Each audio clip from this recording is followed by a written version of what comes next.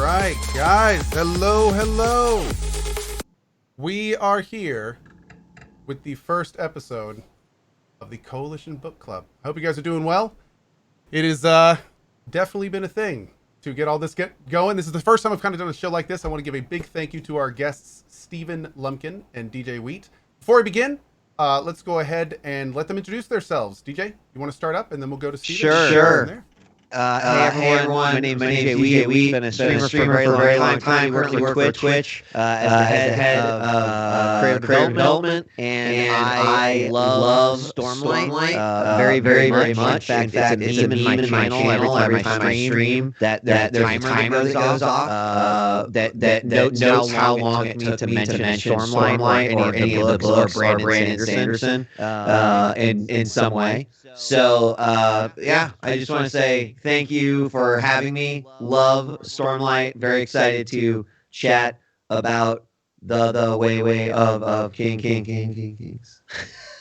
Okay, well. Sorry, so just no, this is good. See, a little fun detail here. I'm using NDI for the first time ever, and that's creating some very interesting audio things for the stream. Yes, it is. So give me just 1 second here. I think I know how to get this knocked out. I'm sorry about that. It's okay. Let's try this. How's this sound? Everybody loves double the wheat. Oh God, that's like all 5 of them now. Let me try this. How about that? Check. Oh, One of us should we say something? I think we're good. Yes. Okay. How does that sound, chat? Is that a little bit better there? All right, good. Excellent. Okay, sorry about that, guys. All right, well, off to a phenomenal start, everybody. Anyway, Happens. Mr. DJ, let's try that one more time here. Okay, yes. Hello, everyone. Just the one time. I'm DJ Wheat. I work for Twitch. I'm the head of creator development at Twitch. Been streaming for a very long time. I was saying that I absolutely love the Stormlight archive. I love Brandon Sanderson. And so I'm very excited to be here. I was mentioning that there is actually a meme in my channel that when I stream, there is a timer that goes off that says how much time elapsed or how long it took me to mention Stormlight, Brandon Sanderson, one of the books, a character or something. So I'm very, very excited to be here. These books have changed my life in a very positive way. And thanks so much, Cohh and Stephen, for letting me come along for the ride. Absolutely. Mr. Stephen, how about you, my friend? Hello, Cohh's chat. Hello, Cohh. Hello, DJ Wheat. It's great to be here. Great to see the both of you. For those of you who don't know me, I'm Stephen Lumpkin. You can find me on the internet at Silent Osiris on Twitter, Twitch. I don't stream a whole lot on my own channel, but I do a bunch of D&D stuff on Twitch, and that's how I know these two fine gentlemen from very many years ago now, playing various role-playing games together.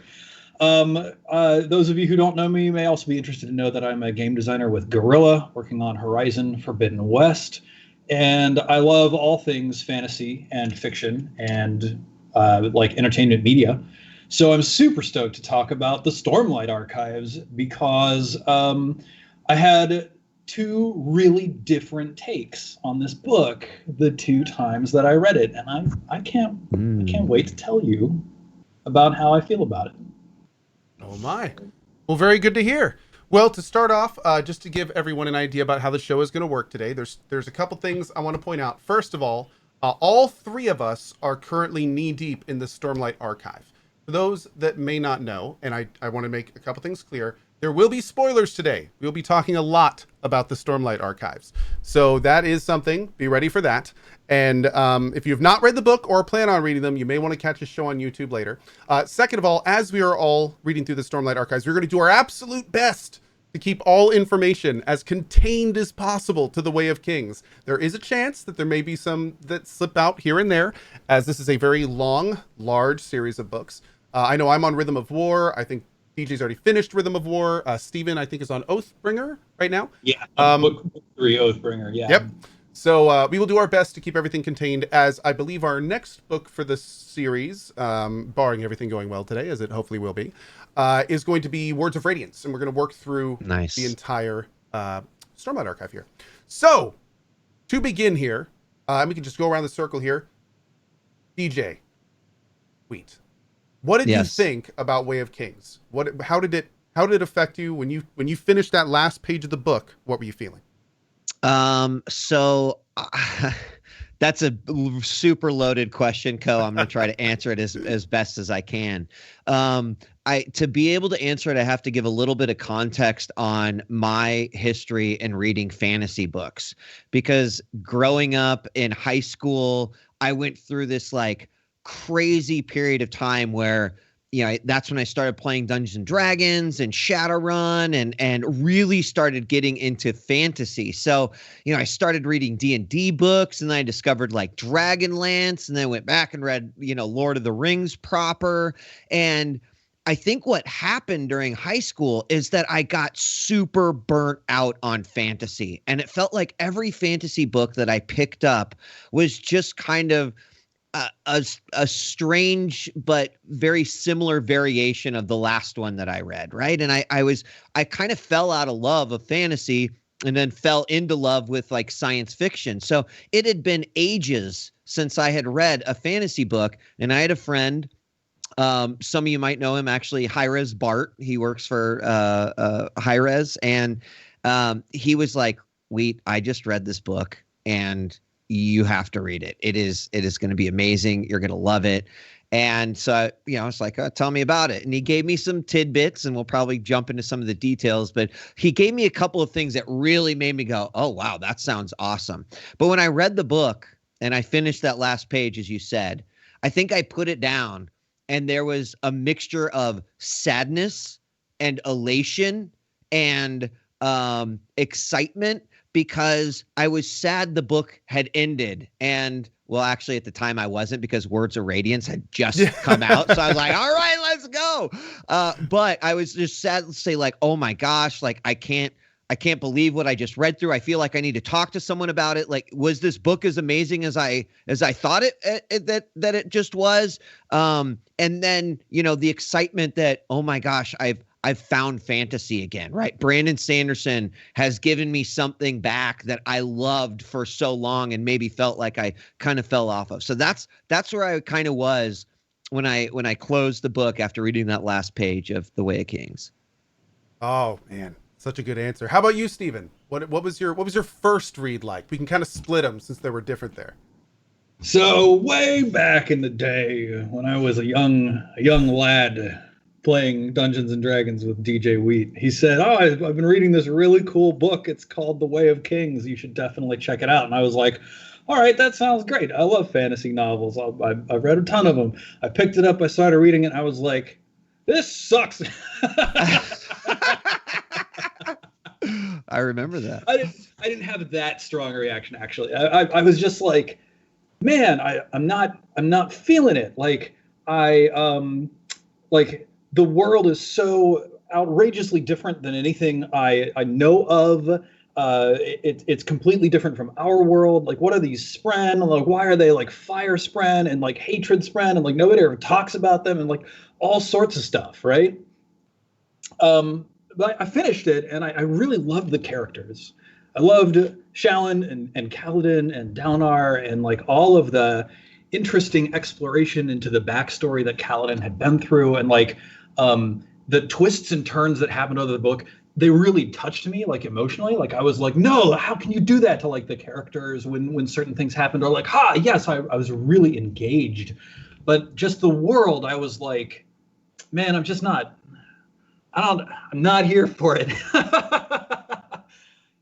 And then I read it the second time. And now I've burned through all of them, all the way to the end of book 3. And I'm about to start book 4. And I love them. Has been amazing. So, yeah, my response to these books was drastically different the 2 times I read. I think the second time, this time around, as I was rereading for the book club, I like had enough of a soft introduction to the world that now I could really settle into it and really immerse myself in the slow world building that Sanderson has done, and really enjoy it without my brain like hooking onto the parts that stood out to me. And like, there are still things I think we can discuss and talk about, and still things that I would say, I'm not as big a fan of the choice that the author made here or things like that. But overall, this time around, I just really loved it. So overall, both times, I would say it gets a thumbs up from me in terms of like recommending people to read it. But this time, I'm just like, I'm sucked in. It's fantastic. I just have to say, and I know we're staying within the boundary of the Way of Kings, but there's something incredible that Steven probably doesn't even realize right now because he's reading Oathbringer. But there will be a third time that you will read this book, Steven, and it will blow your mind again. Awesome. I can't wait. Yeah. As somebody who's reading through it for the first time, and right now I'm about halfway through Rhythm of War, I am already telling like that there's so much that gets weaved into this entire system of books that it becomes so clear that just by following the thread all the way to the end, that's going to make going back and reading it almost a new experience, knowing exactly who these people are, knowing where they came from, knowing how it happens. And it's interesting because like, I just recently, just about half a year ago, after way too long, decided to replace my normal doom scrolling evening habits with reading. So I started going back and I've been doing this for 15 years. That's been my nightly thing of just doom scrolling for 45 minutes, an hour before bed. And I got a Kindle, and I started with my default favorite, a book that we may do down the road, a Neuromancer by William Gibson. Read through that again, read through Dune for the first time. And then when I was looking for books, actually, funny enough, I think it was you, DJ, and a couple other people that really made me, get clued on to this new book, Way of Kings. And I remember going, okay, I'm going to give this book a little bit of a try. I know everyone loves this, but a lot of times I kind of have more niche things. And also I'm kind of a sci-fi guy. But I'll give this a try.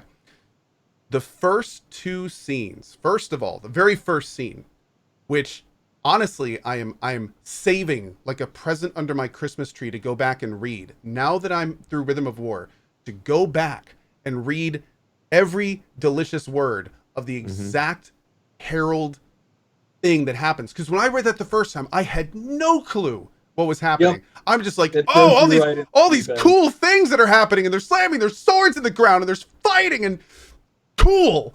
But I had no clue what was going on. I didn't know who a herald was. I didn't know what an oath pact is. None of it. So going back, for that one scene kind of got its one little hook in me. And I was like, this is pretty cool. This is kind of fun. Maybe this is going to go somewhere. And then that leads right in to the first introduction to Seth. Seth. I never knew how to pronounce his name properly. It's just Zeth with the S, yeah. And oh man, when it started talking about the lashings and everything and how it was just kind of like flowing like liquid through the air, and immediately hooked onto it. At that point, I was like, okay, this is good. Like I'm sold. I'm good. Let's go. And then, I mean, for me, it was just like this evolution of amazing thing to amazing thing. I'm a huge sci-fi power armor fanatic, mecha, totally my thing. So then all of a sudden there's shard plate. And I'm like, wait, you're telling me that it fuses and then steam comes out? And it's like, like what? Like this, like, how are you doing this? And the shard blades just forming. Oh man, my lord. Cohh, you've played Titanfall, right? Oh yeah. So when the cockpit closes and then the screen turns on, it becomes all translucent. Yeah. You know? Oh man. There you go. And like the time it describes the first time a shard blade gets summoned. What were you saying, Wheat? Well, I want to follow up on something that you said, because you talked about the way that Sanderson weaves these stories together, right? And the one beautiful thing, it happens not only within the Way of Kings, but it also happens throughout the Stormlight series, is that Sanderson does this really interesting thing where, when he has those like gotcha moments, he doesn't spend 20 pages doing it. He will reveal things in a single sentence, and it's like easy to miss, but at the same time it's always blunt enough that you're kind of like, wait a second, wait, like you almost question did you catch it all? Did I get it right? Like, is this really the first time we're understanding why, this happened, or that this something was said or described that we didn't know? In The Way of Kings, a great example of this is a lot of people complain that Kaladin's cart ride as a slave to the Shattered Plains is really boring,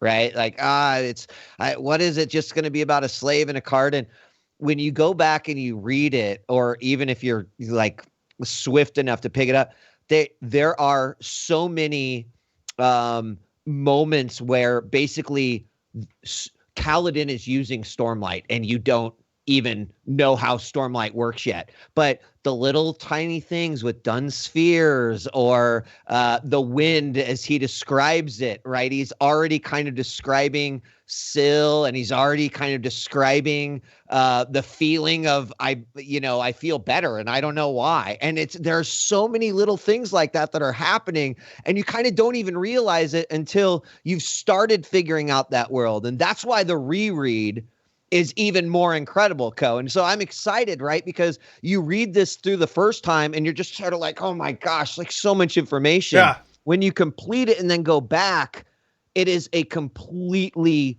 different journey. It's the same journey and love, but then you're just picking up on all these things. You feel like you are, you've got all this inside information, and now, you are just like seeing the Matrix code the way that it was supposed to be seen. Really amazing. That is beyond absolutely. cool. You know what's funny? I definitely missed almost all of that. I'm not going to lie. My first time through, I almost, like, now that you're mentioning it, it's kind of like, that is, like, all that stuff was going on in the background. I just assumed that he was, that was just kind of like defining his character and talking about what kind of person he is. But that's absolutely right. Yeah. That's So insane. this is evidence of what a competent, or let's be honest here, excellent writer Brandon Sanderson is, because those scenes, like I personally I read this book and I was just hooked the entire way through, completely attached, never bored. And then I read up a little bit on the conversation about it, and I saw people talking about being bored, and I was like, wow, that was not my experience at all of this.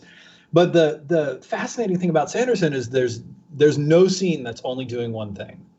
Every scene is doing 2 or 3 or even 4 things at the same time. It's setting up sort of a history of justification of Kaladin using Stormlight and his bond with Syl, while at the same time exploring what his character is and what he cares about, and what his personal code of ethics or personal code of honor means, right? It's just really incredible. And I think that's probably part of what helped me the second time, even though all of those things I sort of recognized and loved the first time. And when we got to the big reveal about Syl being, someone who could help Kaladin out actively, as opposed to just like, a cute pet, right? When we got to that point, all of the history was there in the book and had already been presented clearly enough to my eyes that I could remember it and look back and go, oh, right, okay. So all of this slightly unusual stuff that you usually just say, oh, this is the main character doing main character things. No, there's just justification in the world. And when it's finally revealed to you what has been going on, for me, my brain just went, oh, wow, awesome. And it just completely took it all in. And there was no problem adapting to what had been told. That was really fantastic. Absolutely. And going back to what Wheat said a little bit, because I definitely want to touch on this.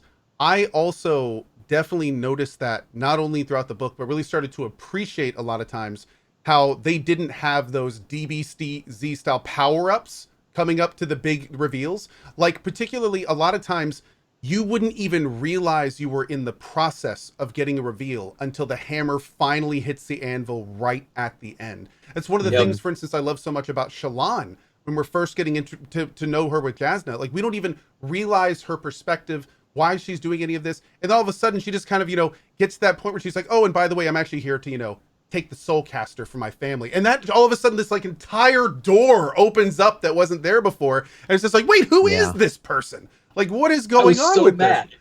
this?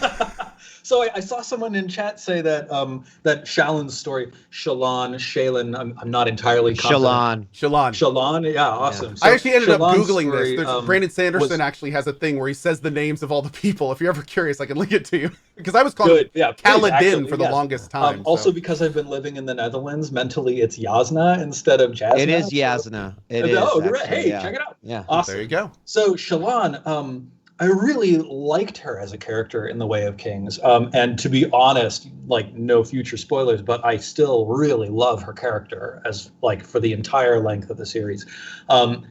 She was the one character where like her wrestling with her genuine enjoyment of finding and proving herself to Jasna and then like learning from her, learning the joy of learning in that kind of structure, and then wrestling with like, do I actually follow through? Do I follow through with the plan to steal this soulcaster? And like, how does my relationship with this ardent, what's his name? Capsule. Yeah. My relationship with this ardent, how does it develop? When she finally decides to go through with it, I was so mad. I was angry at her for doing it, which is, I think, the hallmark of an incredibly well-written character. I think either I didn't quite all the way finish The Way of Kings the first time I read it, like I maybe got my 90% of the way through, or it's just been so long that I totally didn't remember any of it.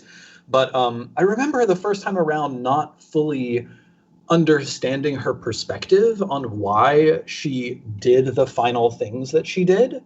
But this time around, as I read it a little more closely the second time, all of her character was so consistently portrayed and so consistently revealed that even when she was making decisions that I disagreed with, like I knew she was going to try to steal the soulcaster. I knew that I didn't like that and that I wanted her to, you know, free herself and really immerse herself in the studies that she was doing. It still made perfect sense for the character that she was. So it was that joy of reading this book and being like, no, don't do it, even though I can see exactly why you are. Really fantastic stuff. Absolutely. Absolutely. And just another example of like the weaving of the characters, because seeing her perspective in exactly like you're saying, when she was so dead set on doing something she knew was wrong, but she knew she had to do it. That is so telling as to what we kind of continually see from kind of the way that she interacts, even for the entire rest of the book, but also how she kind of forms, you know, the person of, I want to go out and grow, but I also need to help my family, and how that affects her, not only at that time, but as her decisions go forward. So really, really good stuff. And adds so much depth to the character, and even the conflict, like during the act. Like while this is all going on, she still has no idea like which one she should be doing and how she does it. She takes it, she puts it back, she lies about it. But it's also interesting to think though, like what would have happened if Kabzal hadn't done that? Like I've always kind of been curious if that hadn't have been caught, if she wasn't put in that position right at the end with the poisoning, which by the way, that was another thing that caught me totally off guard. Kabzal, like, man, up until the very end of that, I was just like, oh, this is going to be some cute little, oh, he's an assassin. Yeah. Okay. I mean, that whole story, you know, and it's so interesting. I actually love to see it because I think that, right, first and foremost, The Way of Kings is about Kaladin, but Stormlight cannot be told without every single character that is presented throughout the book, right? And so I think a lot of people walk away from The Way of Kings going, yeah, the Shallan parts were a little odd because I just wanted to get back to Kaladin and what was happening at the Shattered Plains. The thing is that her complete journey, and again, won't get into it outside, but this is really the start of, I think, one of the most incredible characters in a fantasy book. And again, I won't go beyond that, but I will say for those that are curious is that, you know, it's like you're seeing the surface in The Way of Kings. And then every book in Stormlight is basically, it follows the past of one character. So you do eventually get more of Shallan's past. But it's not surprising that a lot of people kind of had that position. Personally, I loved it because I thought that the dynamic between Shallan and Yasna was very interesting, especially as you are starting to understand this world, right? Because Yasna is painted as a heretic, basically as an atheist in this world. And so that helps really to kind of establish the right understanding the role that higher beings play in Stormlight. And I just loved sort of the scholarly exchanges between those two, including the scene that you were talking about, Cal. Oh yeah. Oh, and good time to mention. I'm seeing a little bit about this stuff in chat. Little thing to touch on, by the way. There is the Stormlight archives exist in something called the Cosmere. And the Cosmere also has the Mistborn series, which is a series that I'm looking forward to reading, and some other things inside as well. It's not really a spoiler because it's kind of well known, but there is interconnectivity that is at times more overt and sometimes not at all. And as for some people in chat, I have definitely picked up on some of the weirdness going on, but I have not yet read those books. So I'm that's one of those things that we're trying to keep somewhat muted. There are obviously characters throughout the stories that are machinators. They're puppeteers in some ways to kind of the world around them.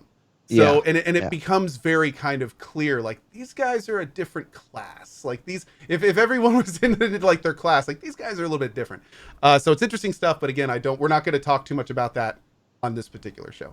Yeah, I mean, Cohh, just to kind of add on to that is, you know, like you have to imagine when you read something like The Way of Kings, you know, you look at the map of what Sanderson put together. Just knowing that beyond that there is an entire universe that he is also mapping is just really kind of incredible. And it's not ever in your face. And that is one of the reasons why I think these books and his writing and his series and just interest in the Cosmere is at an all-time high. Absolutely. Makes perfect sense. Also, just to touch a little bit about something you mentioned earlier, because I couldn't agree more. I was actually talking to someone about this a little bit ago. How, especially now that I'm a little bit further, these scenes in Way of Kings are done in ways to where just the characters themselves are sometimes, like you said, like not necessarily the most thrilling, or, you know, the explosions and the big, you know, climax drops kind of things, like some of the Shallan stuff. But at the same time, it's like beginning to watch a flower bloom. Like by knowing the stuff that you get in Way of Kings, and most importantly, really following it, it makes the stuff that comes later incredibly more rich. Funny enough, I ended up telling this guy where it's kind of like when you play an MMO, and sometimes you can kind of grind yourself on stuff that you know you aren't really having the best time doing then, but you know that down the road, all the stuff you're doing is going to work towards something you really want to do, be it like raiding or endgame or something like that. Like a lot of people will just throw themselves at the same gameplay loops over and over and over because they're going a direction, and that's what makes them really excited. So even though I'm kind of with Steven, where I actually love that stuff, I love the subterfuge, like, oh man, that scene where Yasna went out and kind of purposefully got herself into that little bit of trouble. Like it was so cool to see the back and forth between Shallan and Yasna about, like, you know, the implications of what she had done and how they were kind of delving into that, almost just in this like little microcosm of the book. And then everything just kind of kept going along. But at the same time, it was just enough to kind of give us some really good perspective on where these two characters sit. And I've actually gone back to that scene once or twice to see how it kind of connects to how they are, you know, at a later time. And sure enough, again, it's that kind of beginning process. Well, I think the fascinating thing about this book is that it's not afraid to have its characters wrestle with what they believe. I mean, I'd say that that's really like the core of what these books are about. They're about belief and how belief informs action. And so like Yasna has some really clear beliefs, and they inform her actions in really clear ways. Shallan had not yet fully formed her beliefs in The Way of Kings. And, you know, I encourage all of you who have read Way of Kings to read forwards and see how that aspect of her character develops over the subsequent books. But like seeing her wrestle with like what is good, what is right, what do I care about, what matters to me. Like those are really interesting questions. Kaladin is the exact same way. In fact, as we continue our discussion here today, I want to talk a little bit more about what the book seems to say about what Kaladin believes, and also what is good and right in this world, because I think that's a very interesting question. So it's just really awesome. It's uncommon that I see books, like especially fantasy novels, that really are more about like that bombastic like Marvel movie kind of experience. People gain power until and on a surface read, The Way of Kings can feel that way, where it's like, yeah, Kaladin gains power until finally at the very end it's revealed, gasp, Syl is an honor spren, and Kaladin has power because he's bonded with this honor spren, and now He's the chosen one.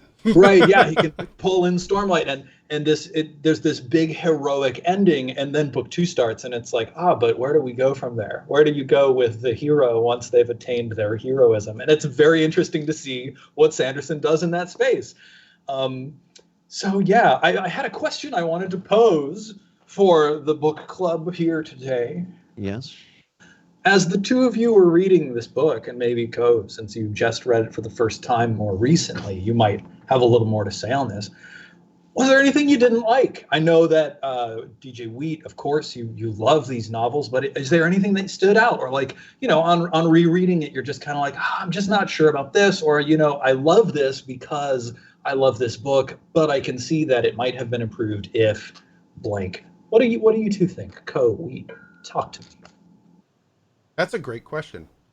I can say that from the perspective that I was taking, which, knowing that when I first started reading this book, Rhythm of War was around the corner. I think I started reading it September or October, maybe a little bit earlier. So I knew that like things were coming out. I wasn't necessarily in a rush, but I definitely was like, I want to kind of experience this whole thing as I went through it. Weirdly enough, as somebody who is incredibly ADHD over the years, have actually put books down because I'm like, I realize this isn't keeping my interest enough for me to absorb what I need to absorb from this medium. I will say that there was very little about Way of Kings that kind of pushed me away. There were a few times when I could tell that, maybe some of the stuff they were going into wasn't going to be super important. Like there was a couple times when I could tell that they were that an entire scene was being prefaced for like a nugget of information. And those were the times when sometimes I would actually feel myself reading faster because like I knew something was coming or I knew something was going to happen. And it would actually kind of prevent me from absorbing some of maybe the details I should have, because I'm just sitting there like scanning the pages like two, 3 times faster than I normally am, just going like, okay, come on, I know it's coming, like this is gonna happen. So there were almost some times when I felt like I was almost falling down a hill and I was having trouble like holding on because there were just things that I wanted to find out so badly. But I mean, I don't know if that's a bad thing. that's more of me as a reader than I'd say the book itself. I had the same experience actually, and I think Sanderson swaps between characters masterfully because he'll get to a point of interest or climax, not necessarily climax, but certainly interest with a character and their character development or the progression of their story. He'll reveal something very intriguing, and then about 2/3 of the time he'll swap to another character. or yeah. I will not there was a few audible moments from me where that would happen, and then I would flip the page and be like, interludes, like no interludes. Like I want to read them and I can't wait. I do the same thing, Cohh. I just like start burning through the next bit in order to let's get back to Shallan's story. Like what was going on? That was really cool about how we got Kaladin. Okay, let's go on to Kaladin. And then I'd get to the end of that section and be like, oh my God, what's going to happen with Kaladin? I'd turn the page. Interlude. Funny enough, there were times when I didn't even realize that I was waiting with bated breath on multiple times. So I remember, I think it was a Kaladin it was either a Kaladin to Dalinar or a Kaladin to Shallan or something, where I finished it and I was just like, oh man, what's coming up next? Oh yeah, I'm waiting about this one too. And then I'd like dive into that one. And then it would be like the whole process from a different character. Every so often he gets like the perfect amount of these cliffhangers juggling in the air, and you don't even care as long as one of them comes up next. Especially especially the end of Words of Radiance. Yeah, we'll wait on that. We'll wait on that one. I want to comment because two things immediately came to mind in terms of like what I didn't like about the book. Yeah. Every time I read it, I kind of like this is where my Audible side comes out. For whatever reason, I could not give two shits about what happened with the damn saddle. Like, I don't care. I'm tired of this investigation. It's boring. There's a lot more exciting stuff happen. So every time I read it, I just kind of chuckle to myself because I'm just like, oh no, not the saddle. Like, I forgot I had to get through the saddle part. So the other one is actually at the time, because of something you mentioned, Stephen, is that and actually this may be someone in chat, but the first book of this is the hardest, right?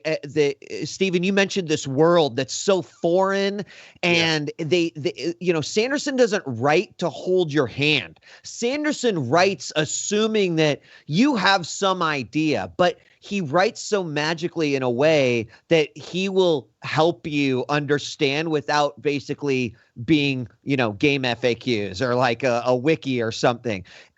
So initially the interludes were, to me, a disruption, but as you continue to read on, you start to understand that every single interlude has incredible importance to the world or to the story. And the beauty of it is it may not even be in the book you are reading.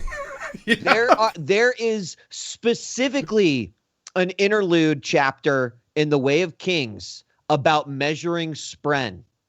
Yep. That does not really come, like, it does not really, you don't understand why that is there until several books down the line. And it's incredible when you're just like, you son of a bitch, you did it again. Like, I can't believe it. And so the thing I would always recommend when I tell people is that, trust me, every character that is introduced, every concept that may seem silly, but that is being discussed, it has a purpose. And nothing is throwaway in the book. I totally agree. And I love how, even the first time I read it, I loved how there would be knowledge that the characters would have, that they would talk about. Lots of media falls into this trap. And I think that many of you watching have probably seen this in movies or in books before, where one character is very knowledgeable about the world and another character is not. And therefore, the author or the creator of this media has an opportunity to have one character explain to the other, but therefore also to the audience about the world. But Brandon Sanderson doesn't do that. What he does is he writes these interludes, and then in future sections of the book, he will have characters refer to knowledge that they know in such a way that is clear that these characters just know this knowledge. They're not explaining it to each other. They're not explaining it to you, but you know the knowledge that the characters know because you read it in an interlude. And that is really cool. I don't think that I've really ever seen that done quite so smoothly as Sanderson has done in The Way of Kings. In fact, those little tiny italic blurbs at the start of chapters and how they form their own sort of meta story over and the top of the original story, they also will give you little clues and meta pieces of information that get picked up on and discussed by characters later in the book. That's just done really, really well. All right. Yes. I want to tell you what I didn't like about the book. Yeah. Let's hear it. So couching all of this, all of what I'm saying within the caveat of, actually, now, I love this book. This is fantastic. I loved it. I loved reading it a second time. I love all the subsequent books. I still think it's important to engage robustly with the things that we love. So I'm going to do that here a little. The first thing that struck me when I was reading The Way of Kings was I didn't like Spren.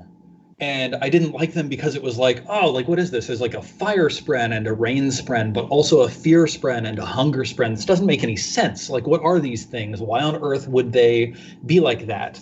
And that's never explained in The Way of Kings. And actually, you know, like, if I was going to, you know, sit down with Brandon Sanderson and say, like, you know, hey, man, I'd love for you to change this one thing about this. Just like go back one more time, just edit one more edit. I'd love for him to take literally the first chapter of the second book and bring that information somewhere in the first book so that people like me don't have to have that problem. But the thing about Spren is that they are eventually explained in a way that is satisfying. So, hey, go read and find out. So that was a thing that struck me right away when I was first reading it. Second thing was the dramatic difference of the world with the high storms and the winds blowing everything away, and how like all of their like beasts of burden or pet animals are based on like shell type creatures or crustaceans. Yeah. It's clear that there was this really robust world there, but it was so divorced from the world that I know and the fantasy worlds that I've read that it really took a lot of trust for me to immerse myself and continue with. Honestly, that's one I don't know how it could be addressed at all. And I'm not sure that it should be, but it was a challenge, right? So if you haven't read it and you start reading it and you're like, what is this? What is a chull? Doesn't make any sense. How do we even know that horses are the same thing in this world as what I think of when I think of the word horse? Which is literally a thought that I had when I was reading the book the first time. On that one, you kind of just have to stick with it. And eventually, like, the world seeps into your bones enough that you'll be there and you won't have to worry about that disconnect anymore. I think there are two other things that when I was reading this book the first time where I was like, man, I don't know where this is going. One of them is it's a book about what is right and what do people believe is right. Kaladin comes to his own beliefs, and also he forms a supernatural connection with a higher being that seems to reinforce the beliefs that Kaladin has about what is right. And we see Kaladin take some actions that I think are pretty heinous. So Kaladin bonds with an honor spren, right?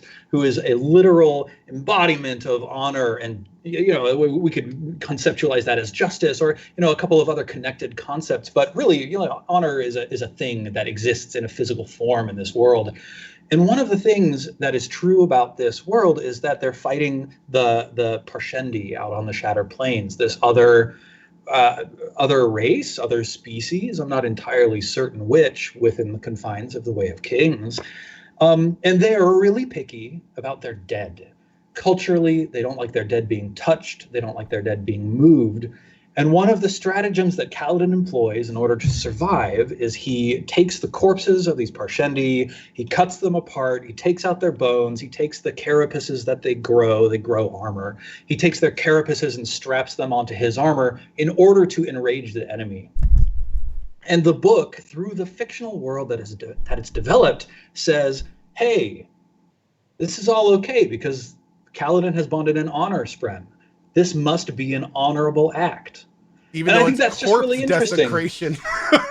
Yeah, what was that, Cohh? I said even though it's corpse desecration. I actually thought that similar thing as well. Like that seemed a little overboard. That's very interesting. And within the confines of a book that's really about what is right and what do the characters believe is right, I wished that Brandon Sanderson had said more about that in The Way of Kings. But now, whether or not he goes on and says more about that in future books is a mystery that I will leave up to you and maybe talk about in future episodes. Stephen, what was his motivation?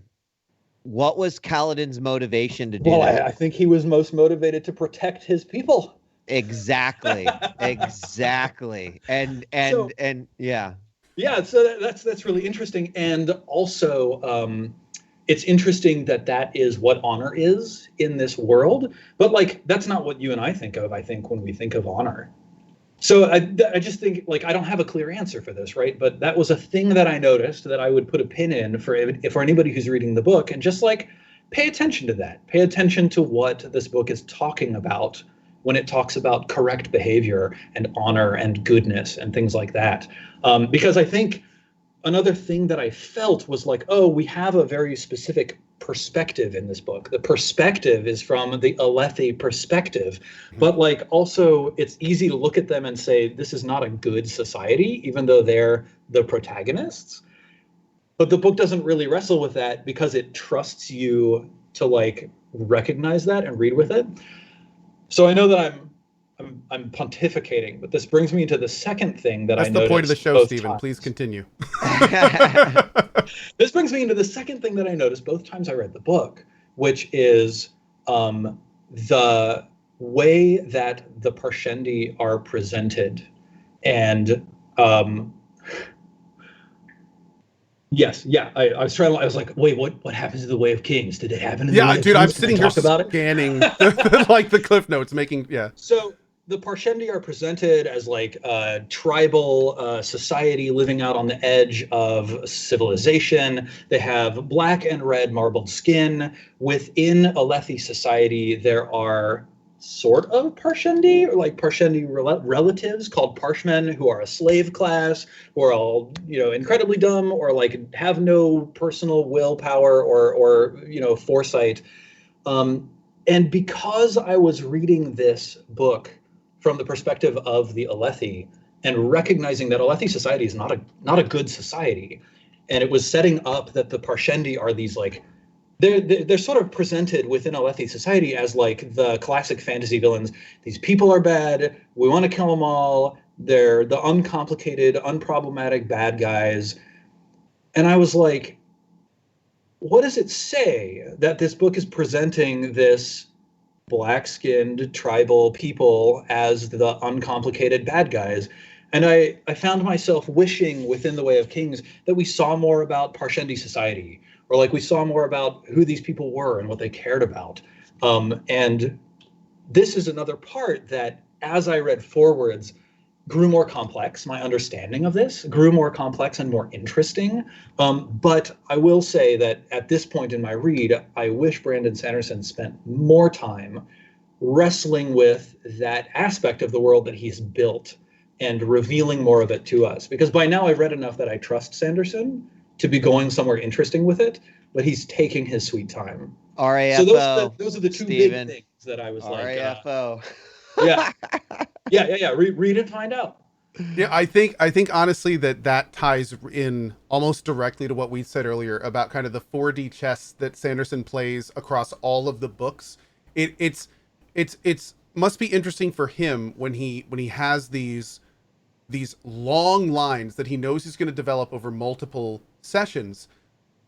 How much do you sacrifice to curve them and carve them into smaller chunks where you still want to maintain the integrity of kind of the entire vision, as opposed to making it a little bit better in that one instance? And I feel that a lot of times, like you're saying, like the entire thing with the Parshendi in some ways is done that. But then just like we were talking about earlier, as you start to read through more of them, everything starts blooming.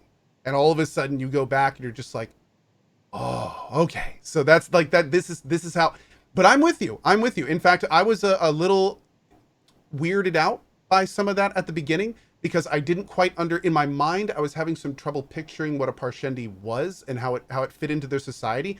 I also was a little bit confused because I had all these wild ideas going through my head why the Parshmen were the way they were in normal society. So because I had no perspective on where this was coming from, I was coming to some pretty dark places. Like there was a few times I was kind of like, where is Sanderson going to go with this? Like what happened to these people? What did the Alethi do to these people? Like, is this going to be some kind of big commentary, kind of thing? Like a big kind of overt tone situation? But sure enough, I do think that the way that he kind of sacrificed some of that earlier information really benefits the journey that you go on to get to where you do later. But yeah. It's an interesting thing to see for sure. And I can only imagine like how many pros and cons he has to go through when deciding how much information he wants to divulge with that kind of thing while still maintaining the mystique of kind of getting that effect later. Well, that has to be the hardest part. I mean, honestly, for writing these books, that has to be the hardest part to really keep track of because he knows it all, but he has to separate what the reader knows, what the characters know, What the reader's what guessing. he knows. Right, exactly. And so, I mean, I want to. There was something that was like you create questions while you read this book, right? One of the questions that I always had when I read The Way of Kings was, why do the Parshendi want the gem hearts? Yep. Why? Yep. They even addressed that directly a couple times. Yep.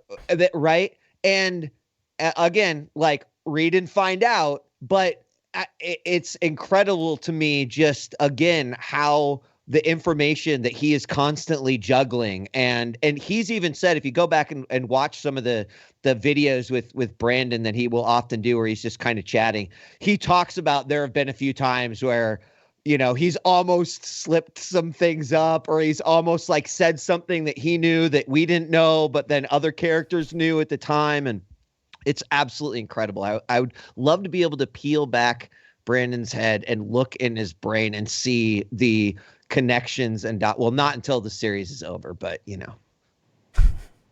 See, I just want to talk about one thing real quick. There's just a very, very tiny handful of people in chat being like, oh, like wokeness in a fantasy book, blah, blah, blah. Like, okay, we don't have to spend a whole lot of time on it, but I just want to say, like, how can you engage with a book like this and not use your whole brain? It's so enjoyable. It's so fun to like read this and think about the implications. And like, if you pay attention to it, it actually pays off. It becomes so much more interesting when you actually engage with these things.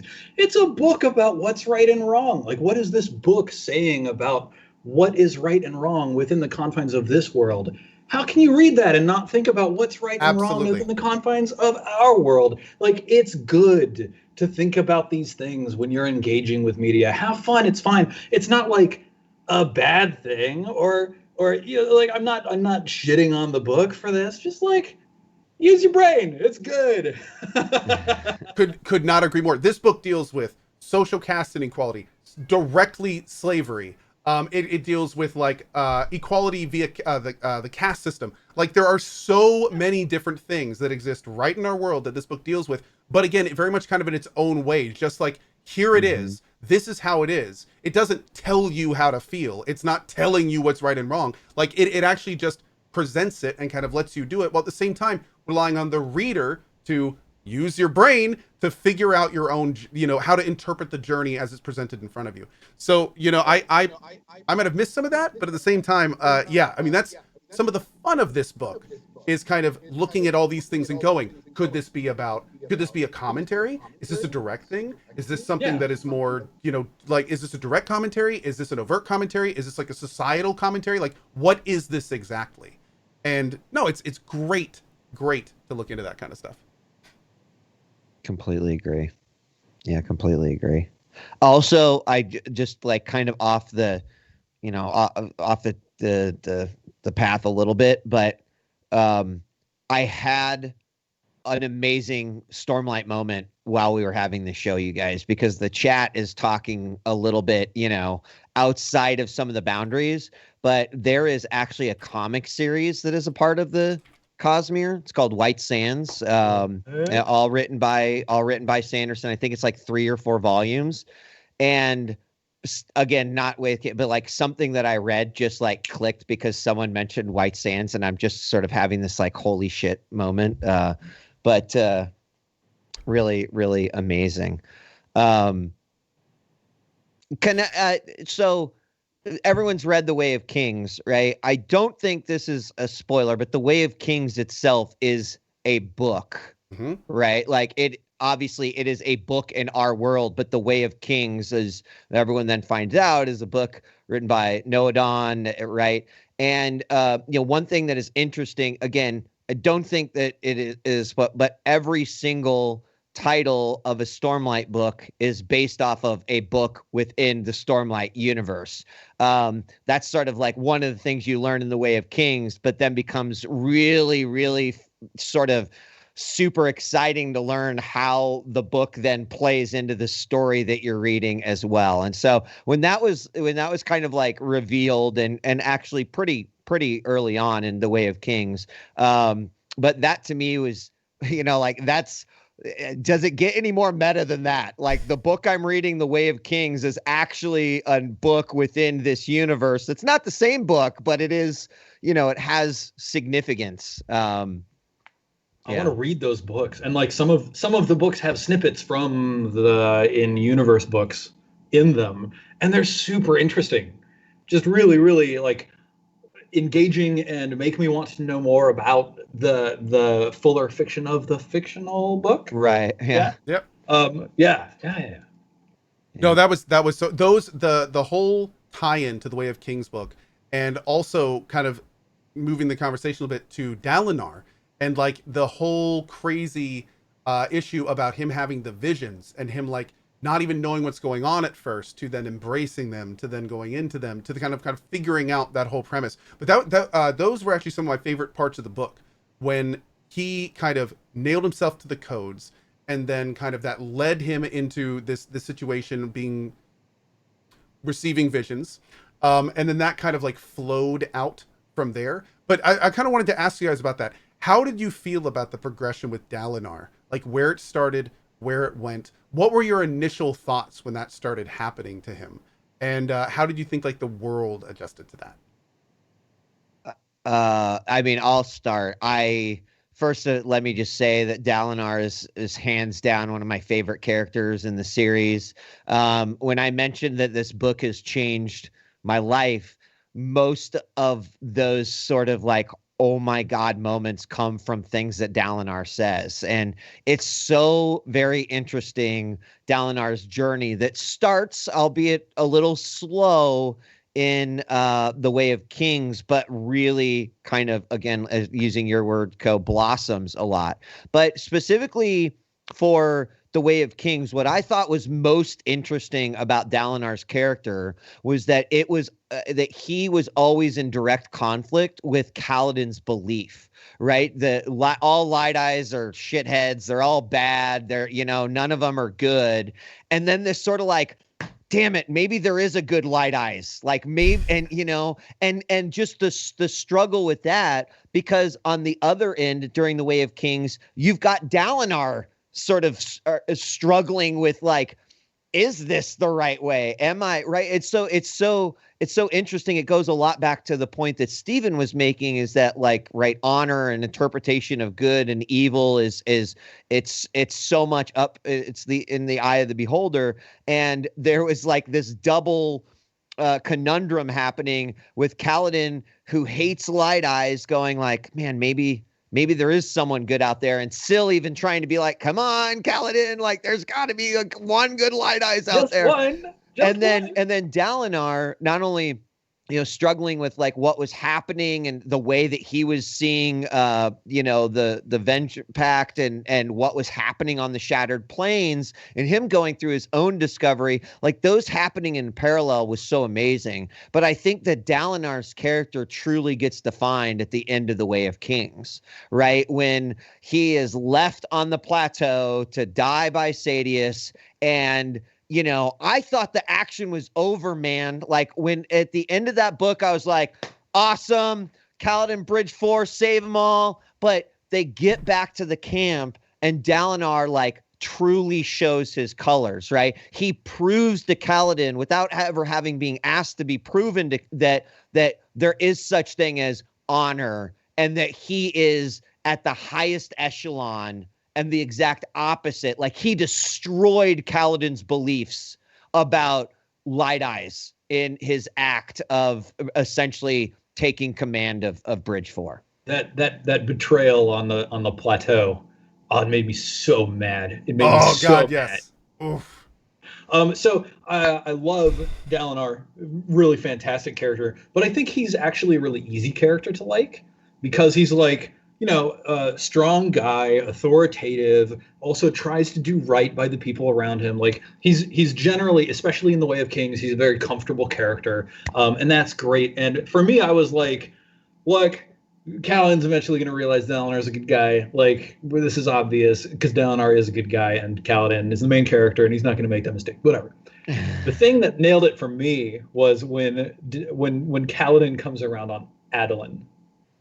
because Adeline is like a foppish Nancy, like philanderer who flirts with every woman he sees, but also is incredibly good-hearted and just tries his best to be a good person, within the confines of his life experience and what he can do to be a good person. And like that's the light eyes I think that really broke Kaladin's perception. So like I just love it. Yeah. That whole situation. It's kind of interesting because while Wheat was talking about especially the last part with Dalinar, and like especially with the shard blade and kind of seeing that whole thing happen, that there are many scenes in all of these books, but especially in Way of Kings, where I would be reading through the scene and I would get goosebumps and I would see the scene in my head like I was watching a movie. And there were so many times, that being just one of them, where kind of like, you see them both kind of standing there and you see him summon and everything just kind of transpires right there. But an incredible scene. There are probably 10 plus of those scenes in this book. I have read entire books where I haven't felt that way a single time. And it's just like somehow he keeps creating these scenes where it's just everything kind of culminates, everything filters down, everything gets to this one little focal point where it just all kind of just, holy shit. You approach, like I said earlier, like getting ready to read the line is coming. Like you can tell, like all the dominoes are right there in front of you. Yep. And you know that it's gonna hit hard when it hits. And sure enough, it is. That final scene in particular was absolutely incredible. Absolutely incredible.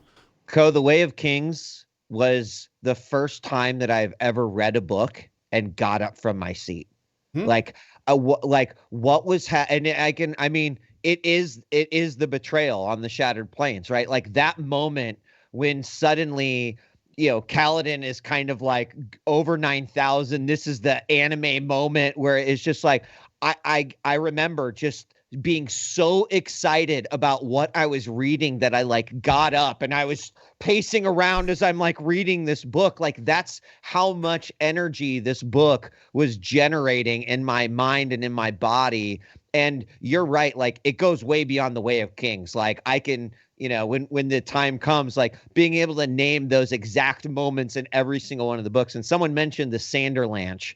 And it should be, talked about a little bit, but there is typically this point in every single one of Sanderson's books and even in some books, like multiple times, where they call it the Sanderlanche because it is almost impossible to put down because you're just like, oh my God, I've got to flip the next one. And it's so true. And every time it happens, you're just like, he can't do that again. Like he can't Sanderlanche me again. And then boom, it happens. So it is, I mean, the goosebumps thing, I have no shame in saying this book has made me cry.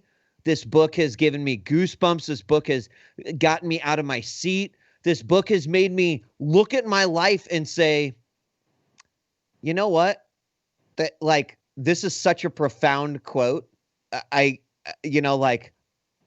is actually changed the way that I have thought about things or my perception on things or how I might treat someone. Like it's kind of mind blowing that a book can have that much of an effect on someone. Oh man. And I love the term Sanderlanche. Again, no spoilers, but particularly a part in an upcoming book. There's this one thing where it's just like, it feels like you're in a corner and Sanderson is the boxer and he's got you against the ring and he's just punching you with plot over and over and you just can't stop and it hurts, but you have to keep going. Like, oh my Lord, dude, it is incredible. Another little thing. I'd love to know this. Speaking of those parts, to both of you guys, what were some of those moments for you in Way of Kings? What Dalinar, with some of the Seth stuff, some of the Kaladin, some of the Shallan stuff. What were some of the moments for you that made you just be like, oh, like what just happened? I mean, I think the easiest one that we all instantly agree on is just the betrayal on the Shattered Plains, right? Yeah. The Sadeas like leaving behind Adolin and Dalinar and Bridge 4 being like, well, someone's got to save him. I mean, the whole thing is just because like the moment that they turn back, you're just like, yes, yes, yes, yes, yes. This is exactly what I want. Like that whole sequence, and really, like that's the Sanderlanche, right? I think the other, I'm gonna make sure, because I believe it's right, but I want to be 100% sure, but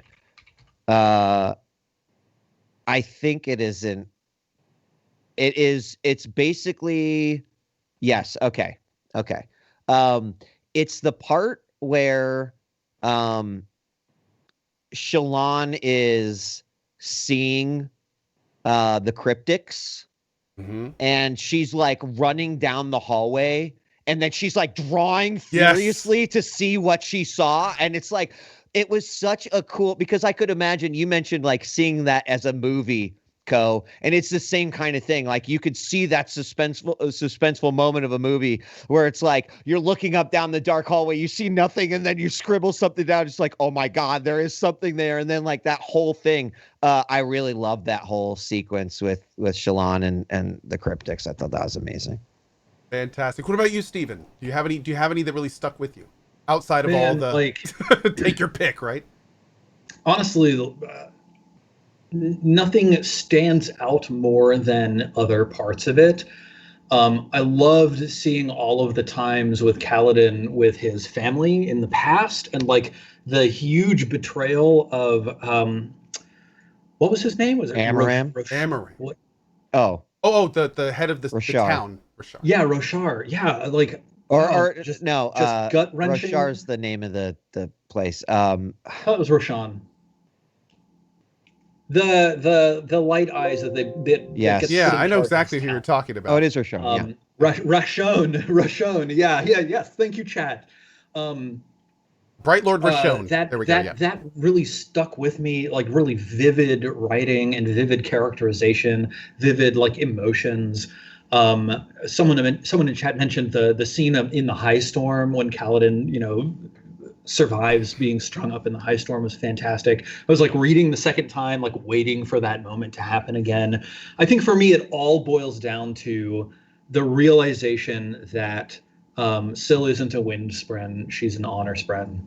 And it feels like the entire book is this like, it almost fits not the classic hero's journey from psychology, but actually just like it's a really comfortable hero's tale of someone like realizing what they stand for and finding the strength to fight for it in the ways that they can, and then like all of the fiction, basically the entire book is a ramp up to that moment, and it totally pays off. It's just this incredible result, just fantastic. I'm trying to think of if there's anything else that's like really stands out for me. I mean, like the reason that I say not really is because like the entire book is a lead up to that moment, and that is the payoff for like the whole book for me, and it totally works. So yeah. I want to hear yours, Cohh, because everyone in chat is dropping some really great moments of the book, and I'm starting to put some on the screen over here. Yeah, I mean I had to double check because I couldn't remember if this was like right at the end, and I'm pretty sure it is. I need to be very careful talking about it because it was literally the very tip of the iceberg. But when Shallan finally realized and connected the dots between what Jasnah had found out in her notes about the Voidbringers and what that all meant, and see what was crazy about that whole part is the way that by just hinting at that, all of a sudden everything we knew about them, all those crazy ideas I had come up with, all those different directions I thought the book could go, all of that kind of funneled down to this one or two sentences where it's like, that was them. That everything started with them. And then all of a sudden, just like in a flash of lightning, a whole bunch of new questions come up. How did it happen? Who did it? Why did it happen? What happens now? What does this mean? Like all instantly, like the entire script got flipped at that moment. And that's one of the things that made me realize that this was not just a special book. This was going to be a special journey. Like this did not feel like a book. This felt like a first step.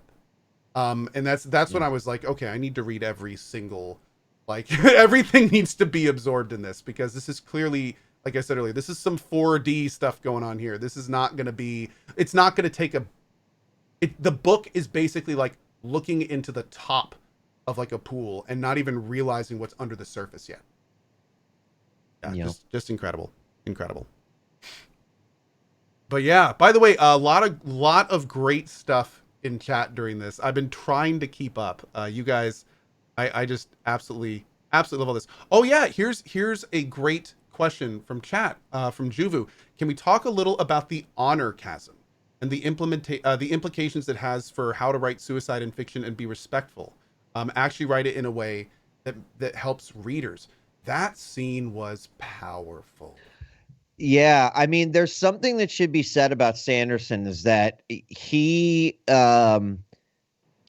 puts a lot of time and effort into the research of, he's creating these characters, but understanding things like suicide, mental illness, accessibility. Again, Chronic all disease. this will make sense at Read and Yep. Find Out. Yeah. But there is no doubt. In fact, so many people give him the highest amount of praise for how much effort he puts into that. But I think you're absolutely right. I mean, that whole scene, someone mentioned Syl bringing Kaladin the leaf, and even that relationship and the relationship that Kaladin has with others. Like it is, I think there are a lot of people that, and there's stories that you can even find on like the Stormlight subreddit of people saying like, I was at my lowest moments, and like this book kind of saved me. And they point specifically to the honor chasm. They point to this decision that is in front of Kaladin and what led him to that point, and the things and the questions and the distrust he had in his own morals, beliefs, feelings, etc. It's just absolutely incredible. Again, how well it is approached in the book. Yeah, I don't think I can speak like personally to that scene or how Sanderson handles questions of like suicide specifically in this question, but it's clear that as a writer, he puts a lot of effort into how he's going to portray these things. It feels like he's doing it in a way that is considerate of readers who might be struggling with, challenges of their own. Everybody brings something different and personal to any kind of work that they're engaging with, any creative work, especially something as rich and layered as the Way of Kings and the Stormlight archives in general. So I think his care is really clear to me, and so reading these parts of the book, the one with the honor chasm, the parts of the book where Kaladin talks about the bleakness that he feels sometimes, none of it feels like exploitative or shock value. None of it's just sort of like dropped on you or slammed in your face. Like, it's not like there's trigger warnings or anything, right? But like the book moves you into it in a way that is considerate of you as a person, being a fully rounded three-dimensional human being who has your own life experience that is bringing to the experience of reading the fiction. And it feels both meaningful and important to the story.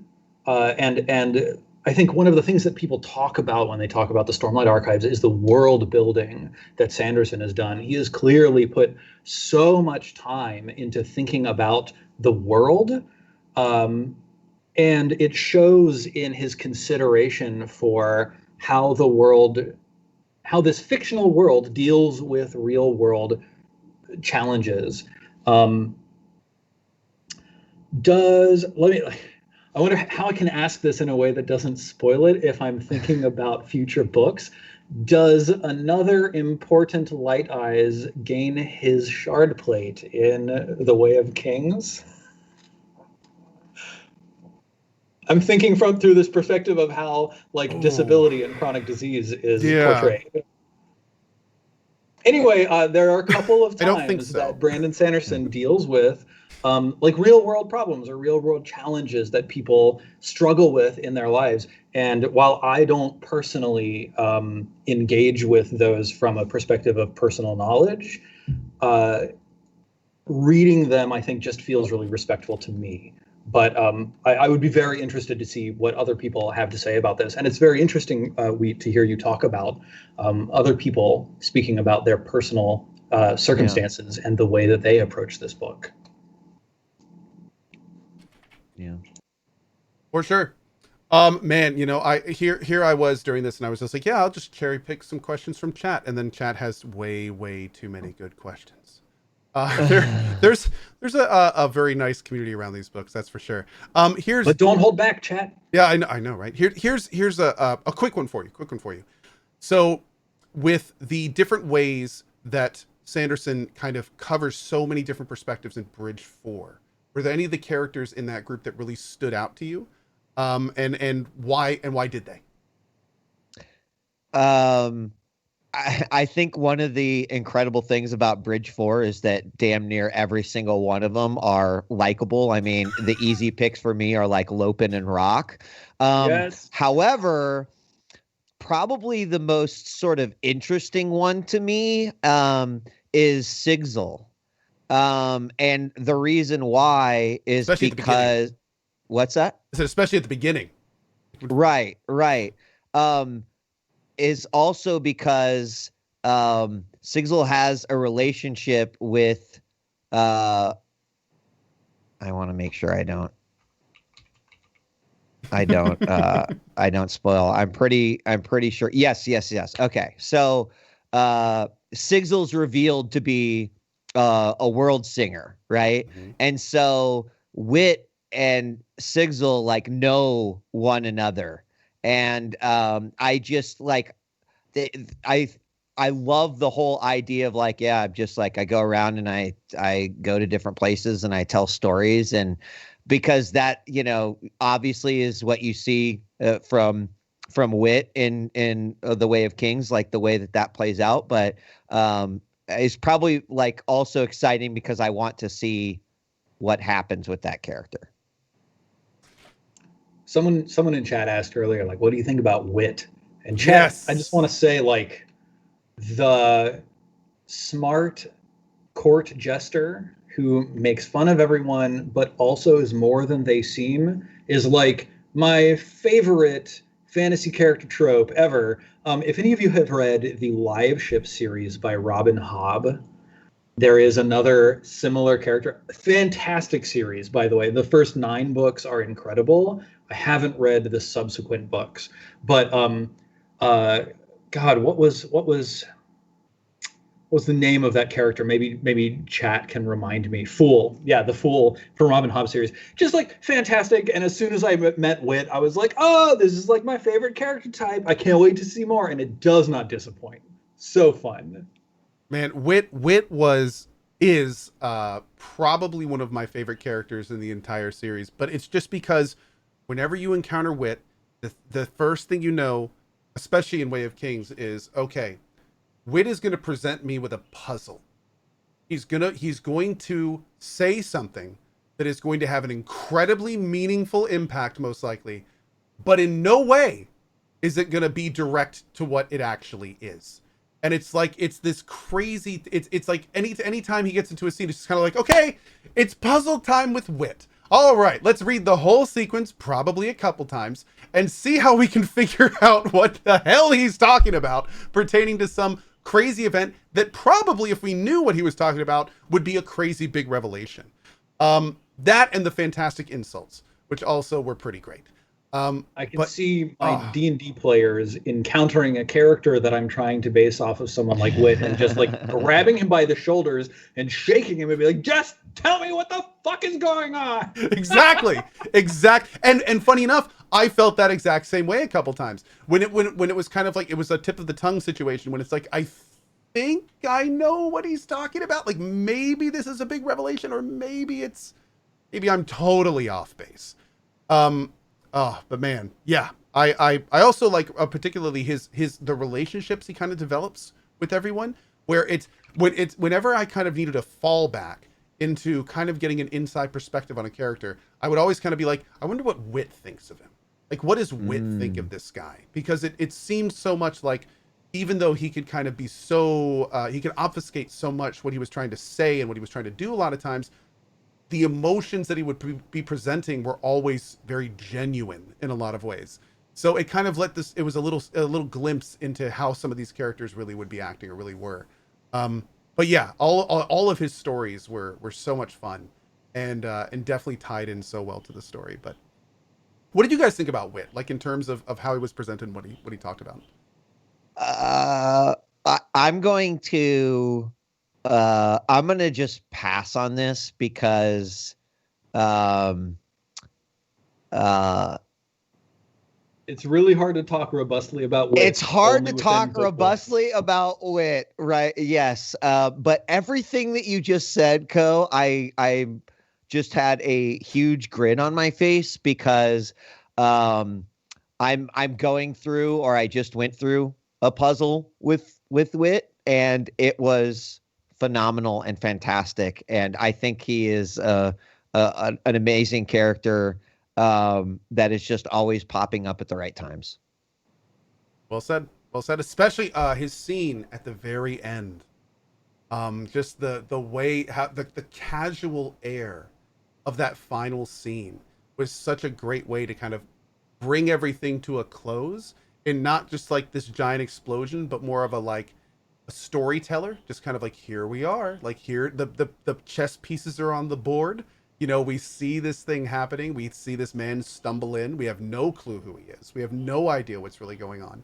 But it's kind of that it's such a great outro to the whole situation in a way that's like an exhale, where it's kind of like, okay, here we go. Like, all right, this is it. This is the end. And now we get to see where this is really going. It felt like an exhale to the first word of the story in a lot of ways. But really, really, in my opinion, pretty damn well done. Pretty well done. By the way, chat, please, I know you guys are so excited to talk about this stuff, but please try to keep it about Way of Kings. There's some people that are following along with the book club. So do better than me, chat. Come on. Yeah, be a bro or sis. Or whatever, just be awesome, please, and do your best not to do that. Please, Cohh, don't ban me, but in all caps, talk about Teft. Yeah. Actually, Stephen, you brought up the Kaladin surviving the high storm. Yeah. And in case those that didn't read it, why was Kaladin able to survive the high storm? You guys remember? Are you asking? Yeah. Do you know? Well, let's see. I mean, I don't remember if it was like a thing that helped him during the high storm, but it was the ball. He got given the orb, right? Didn't he got given a sphere by Teft? Yes, because Teft was the one who was first kind of like, I kind of know of some of this stuff based off of my own history, and he puts the sphere into Kaladin's hand. And then the great end of that is that basically the done sphere falls out of Kaladin's hand after they go back out to see if he survived. So the idea, now that you have all that information, is that the sphere was being renewed by the high storm, and that Kaladin was just basically constantly healing himself after being battered by the debris and everything. And it was at that point where I'm like, oh my God, Teft is the man, right? Like Teft is actually so awesome and crucial to this whole story. And I love Man, I fell in love even more with Teft after I heard him in the graphic audio. His voice actor is so perfect. He's the gravelly Teft that I'm at. Kaladin, I can't believe it. And there's obviously just like so much to that character. And so I thought for me, like there was a discovery for Teft. I'm just like, yeah, he's going to be like that typical. I've got some military background, so I'm a convenient character to be here for you, Kaladin. When in reality, if there was no Teft, like I don't even know that Kaladin would have A, survived that, or B, made it through a lot of what was happening on the Shattered Plains. So Teft, we think, is the R2D2 of. And wait, is R3D4? Is that the one of the Way of Kings? Oh yeah, that whole scene was phenomenal. And actually, just for my personal information, because I do want to make sure I'm understanding it, is Kaladin able to directly absorb the Stormlight at that point, or can he just go through the sphere? I remember that scene in particular because Teft was kind of like testing him in some ways, and I thought that was to see if he was going to absorb like post storm to heal up after it. Is that what the idea was? That he was like healing through the storm, but then he ran out and battered it and then absorbed the last bit from the spear to kind of like finish and beat the storm essentially? Yeah, that wasn't entirely clear for me. So Teft didn't know. In fact, I think Teft even says something effective like "for good luck," basically. Yeah. Here's the sphere, right? But he also had made mentions of some of the, because his parents and then what had gone on there. So yeah, I mean, like the idea was that it was mostly for luck, but the mechanic is that the High Storm renews the sphere and the sphere renews Kaladin. Awesome. And then of course, later in the other area, he brought him the other ones, and that was like the moment in a lot of ways. That's when he realized. Exactly. Yeah. For sure. Yes, this is very hard without referencing later books and Stormlight stuff. But I'd say you guys are doing fantastic, by the way. Excellent. excellent work on that. So let's see, going on for some more excellent feedback and questions from chat. Speaking of which, just while I'm looking for a question here, I know some people were asking me about this and I didn't hear. How is the audio experience for this book? So there's two, right? There's Kramer, which is the Audible version. I've never read it, or I've never listened to it. However, everyone that I know that has listened to it says it's remarkable. I immediately go to the full extreme Cohh, and there is a site called graphicaudio.net. And what they do is they create what I would say is basically a movie soundtrack. And this includes everyone is a unique voice actor, and there's music and sound effects and everything that is tied into it. And it would literally be like if there was such thing as a Stormlight movie and you closed your eyes and you still heard the summoning of a shard blade and a chasm fiend like breaking out of the rock, and like it is like reading it for the first time again. Their tagline is a movie in your mind. Graphicaudio.net, you said? Graphicaudio.net. Okay. I cannot tell you how incredible these things are. And every single time someone's read Stormlight, I'll send it to you, Cohh. I have about a 6-minute part of graphic audio that I usually send to my friends and say, hey, just listen to this. And the next thing you'll know, you'll be buying every single one of these so you can hear what it sounds like. And it's apart from Way of Kings, when Dalinar is racing Elokar on the Shattered Plains, and the Chasm Fiend attacks the group of observers that came with them. And it's the first time that Dalinar summons his Shard Blade. And so they talk about the 10 heartbeats. And it's the time where he's like, literally, it's Dalinar counting. So you hear 1, and then it's all of the thing, but it ends with the summoning of the Shard Blade. And after that, everyone is like, I'm buying all of these right now because that was the most amazing thing I've ever heard. Okay. It's incredible. Yes, they are expensive, but they are so worth it. Awesome. Well, I'm pretty sold on that. Okay, that is definitely something to check out. Fantastic. Again, that was graphicaudio.net, and I will definitely get up with you on that later. Little side question here. Chapter 46 is called Child of Tanavast, and it is what Stormfather calls Kaladin during the storm. What did you think about that name at the time? I don't even know what I think about that name now. I was just about to say that too.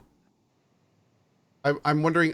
Now, Ragnaraz, who's a big member of our community, there is a. I'm sure with this is not a Raffo. I'm assuming this isn't a Raffo situation, because the only thing I can think of is it would have a relation to something that he is becoming, or that the Stormfather were to see in him at that point. And for the reference, this is the time when he is being basically like in front of him and is having this very brief like conversation with the entity that is that. Ragnaraz says it's never revealed. You're supposed to figure it out. I remember at my time thinking this is something that I will most likely learn later, and that I didn't have any immediate ideas. Full disclosure. So maybe I think I was probably quite the same. I think one of the natural consequences of the way that Sanderson has written this book without holding your hand regarding the world is I think my reaction to that was probably like, oh, the Stormfather knows, who or what Tanavast is, but I don't, and that's fine, right? Like, because at every other point in time, and that's fine has been totally cool for handling anything else that I felt a similar way about, like, oh, what is a great show? Oh, what is a gem heart? Like, oh, and that's fine. I'll learn about it later. But like that kind of thing happens quite often, not just in the Stormlight Archives novels, but in lots of books. And I'm certainly the kind of reader that can just like take these things and absorb them as almost flavor. Right? Like, oh, this feels cool. Ah, yeah, Child of Tan. I don't know what that means, but awesome. So, yeah, that was probably my reaction. Very cool. Any? Wheat? Yeah, I was gonna say anything deeper. Yeah, this is one of those where it's like I got to be a little careful. It's hard for me to remember at that moment if there was a click for me. I do think this is a read and find out type thing. So I'm just going to leave my comments at that. Sounds good. Yeah. Sounds good. So here is a character that we haven't really touched on much, but I also found incredibly interesting, especially with some things that were talked about more at the end. Taravangian. So how did you guys like this character? How did you like the progression? What did you think about his perspective on the situation, especially during his scenes with Seth?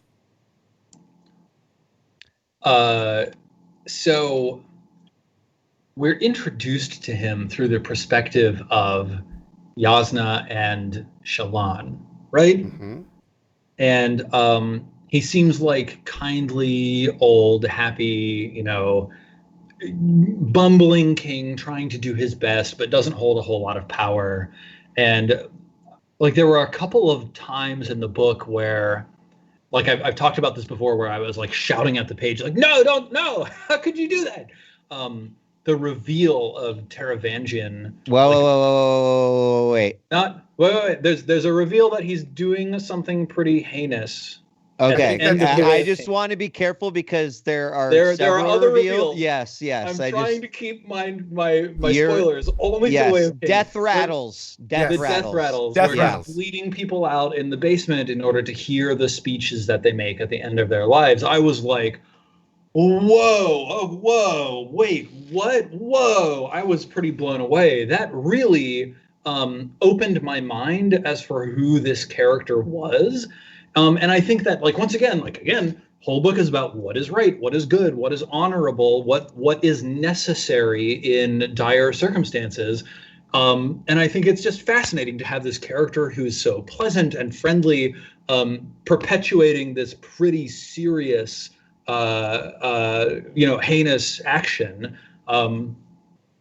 But like perhaps for necessary reasons, right? Like, this is a really complicated thing. And it took this character that I thought was kind of this throwaway, like, pleasant background person and turned him into this really rich, complicated character who I was like, oh, we're going to see more of this, because you can't have a person doing this and then not ever touch on it again.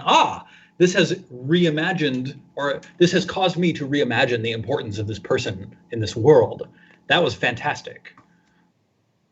For sure. It is. I mean, to just really build off of what Steven said, it mimics the many other moments in the book where the motivations of characters are all in their eyes for the greater good, right? Yeah, nobody's an uncomplicated villain. Everybody is acting in the ways that they believe are right and necessary, and that's awesome. Yeah, exactly. So, for me, the Death Rattles was like the first time that suddenly I was like, oh, well, now I understand what this is. I want to go back and read every single one that was presented in the Way of Kings, right? Because you have no idea what you're reading and what this is and how it makes sense. And then suddenly, right, you get that reveal. So I think that Taravangian also represents that you can think a character is insignificant or a side piece or just sort of a vehicle for moving something forward, when in reality, there's so much depth. And I'm not saying that every single character is going to flesh out in every single way, but even in the Way of Kings, Taravangian is presented as one of those characters, and I think is really strong. So I'll just leave it there. But I think the most interesting aspect of it is, to me,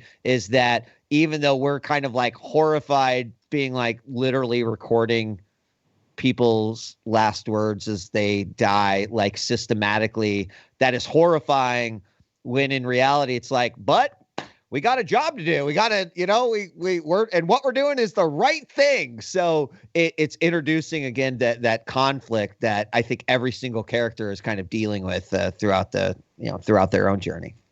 It's kind of funny because you actually touched on the point that I was exactly going to mention about Taravangian that I felt was so cool, and that was the very last scene we see with him. We watch him go from, just like you said, this kind of periphery character that was there to kind of move the mechanisms and stories along for other characters, kind of just a way to convey that information. All of a sudden, we hear those two words from him that put him center stage, and that is, what's my next target? Dalinar Kholin. It's and all of a sudden it's oh shit, this. Oh, okay. So this is not only a periphery character. This is the other character potentially. This is the guy that can make the whole thing fall apart, or wants to see the whole thing fall apart even. And oh man, that was one of the moments for me that definitely gave me goosebumps when I realized this entire time this little guy we've been dealing with is not only murdering countless people for this kind of zealotous greater good thing, but now is taking that same murderous yet good intention to focus it at somebody who I've just spent the last 1,000 pages, like Steven said, getting to know this very nice, kind of nearly at this point lovable character of this stoically good character, who, by the way, in many ways reminds me, if you guys have heard of the game franchise Yakuza, he's very Kazuma Kiryu. Where he's this guy that, he's tormented, sometimes on the wrong side of things, but at the same time has this personal code that just kind of carries him forward through everything that he comes across. And so at that point, you're on his side. He's won you over, and then you get this hammer drop right there at the end. So now, man, of course, we can debate whether or not these are murders, because I think he's pretty careful to say that these are condemned criminals, or I think that's basically it.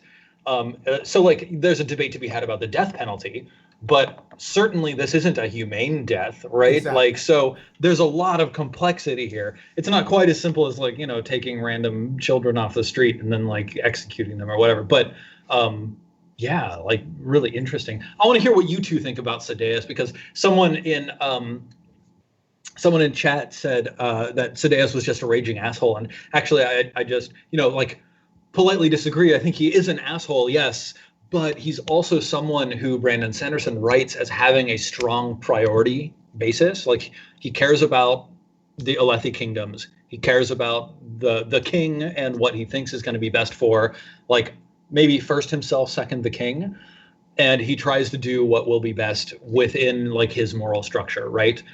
So like, yeah, he's a villain. He's obviously behaving in ways that I think all of us would agree are not acceptable behavior, but he's not just like snidely whiplashing his mustache and like flagrant evil. He has reasons for deciding the things that he decides, even if they're terrible. Oh, for sure. In many ways, I mean, he is overtly in a lot of ways kind of like the raging asshole character. But I think that that's due in a lot of ways to the way that he's kind of the personification of the animalistic methods that the Alethi Kingdom uses to propel itself forward. So, like in a lot of ways, the whole point of the Alethi, the whole fact that the war has stagnated on the plains, and now there's just this competition between the houses and the different High Lords about the different ways they can do it, and how that is supposed to, in his mind at least, perpetuate the Alethi Kingdom. That's how they function, and he seems to kind of distill that down to his entire persona. Like that's what he represents, that facet of the Alethi Kingdom, where it's just this constant evolution of besting each other in combat. That's their world, that's their life, that's how they are, that's how he is, and he's kind of unbending in a lot of ways in how he wants to kind of see Dalinar, or how he sees Dalinar try to bring in these new perspectives, where he is just hard locked into no, this is how it is, and because you're deviating, you are wrong, and you need to be excised like a cancer because you are pulling all of this other stuff in a different direction. Yeah, so I completely agree with a lot of that, Cohh, and I think like when I first the way that I look at it from the Way of Kings perspective is that a lot of this is about Kaladin's perspective of Light Eyes, and I think that there's something interesting in both Amaram and Sadeas, which is that Amaram is the Light Eyes that Kaladin thought was good but turned out to be an asshole. And Sadeas, it seems to be the manifestation of, like, if Kaladin was stereotyping every Light Eyes, Sadeas is like that manifestation of of what every Light Eyes is like, and that he hates about them.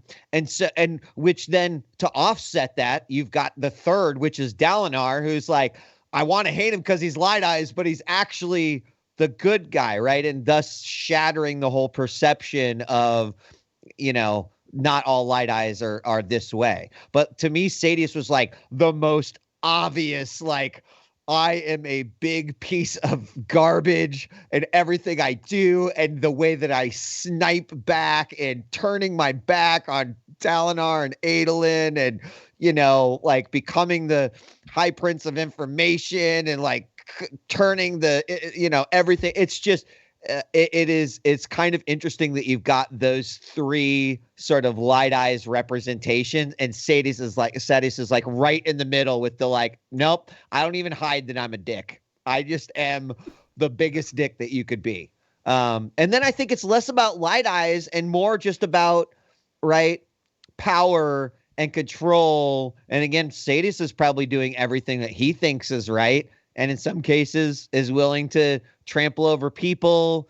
I mean, look at the bridges itself, right? What an incredible mechanism the bridge is in the Way of Kings, because if Sadeas didn't give a shit, or if he cared about the bridgemen, then he would have bridges like Dalinar. However, because he doesn't, he gives Kaladin the reason to become Kaladin, because Sadeas is a giant piece of garbage. So it's like one can't exist without the other, like, and I'm going to shut up there because, read and find out. But yeah, I love what you said, Cohh, about how Sadeas is like, he's the classic Alethi approach and like the historically accurate Alethi approach. And I think that again calls to mind the challenge that I think the reader is faced with. It's very easy to read this book and be like, oh, the Alethi are the good guys and the Parshendi are the bad guys, and Kaladin is the ultimate good guy, and like some of the good guys are actually sort of bad, so like Kaladin's going to vanquish them and he's a hero, hooray.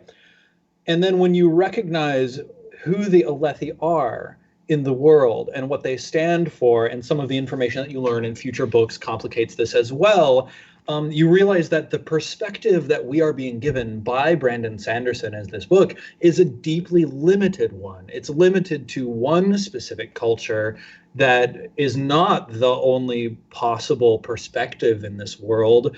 And I think recognizing that Sadeas is like the quintessential Alethi perspective helps the reader question what they're being told via the mechanics of storytelling here in the book, and that's really fantastic.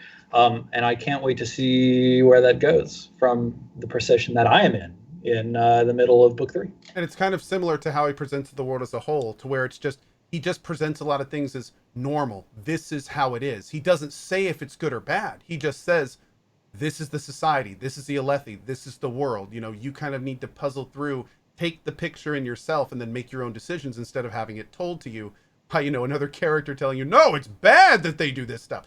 You just kind of have to make that decision yourself. That brings us into another interesting question from Western Ronin. How much faith did you have in Sadeas being trustworthy, and how much did it crush you to find out he was not? And I'll go ahead and start this. I gotta say, I really wanted it to work. I really did. I thought it could have been beautiful. I thought that could have been the turning point I was looking for. I completely understand why it wasn't, and I love what Sanderson did with it, and I thought it was fantastic how it was. But man, I was deflated when I realized what was going on. I was just like, man, no, you know, like this could have been the chosen one, man. My timeline didn't happen. The key piece of information for me in trusting Sadeas was actually simply the visions that Dalinar had, and him being told to trust Sadeas. So I just trusted. I was like, okay, you know, like, it seems like he is gathering a lot of power to himself over both Elhokar and Dalinar, and that's a little bit dangerous. But yeah, we'll trust him. It seems like he is managing his power well. And I think like it was the 1-2 punch of Sadeas revealing that his investigation into the saddle revealed no wrongdoing on the part of Dalinar, basically exonerating Dalinar of all wrongdoing. And then immediately, boom, that second punch of the betrayal on the platform. Those two events were quite closely related in the books. I don't know if they were literally back to back, but they were very close across the length of a 1,000-page novel. It was delicious in the way that, like, I loved it for giving me something to hate, you know? Like, do any of y'all ever get that where it's like, oh, this character's such a dick. Oh, I love it. Oh, sir, I don't know if you're big into wrestling, but that's basically wrestling. Heel, right. You love to hate. But what about you, Wheat? How did you feel about all this? I mean, right. So the other thing that is interesting in the motivations of all the characters is how they interpret, right, things. And I know a lot of people are talking about the visions and interpreting them, but I think that I found it really interesting that Dalinar's interpretation of unite them was in conflict with the type of character that Sadeas is, and what, you know, like it, you know, was represented in the Way of Kings. So, you know, I never once, I always felt for whatever reason, Sadeas was always just going to be the bad guy. Like I didn't see redemption. I felt like everything that Sadeas was doing was theater anyway. So it was like when it was almost confusing when he's like, yes, and so it wasn't, Dalinar or any of his scribes that messed with the saddle, and then all the vision stuff comes out. I guess I wasn't surprised. It was just like, there it is, you asshole. Like it was more like that for me.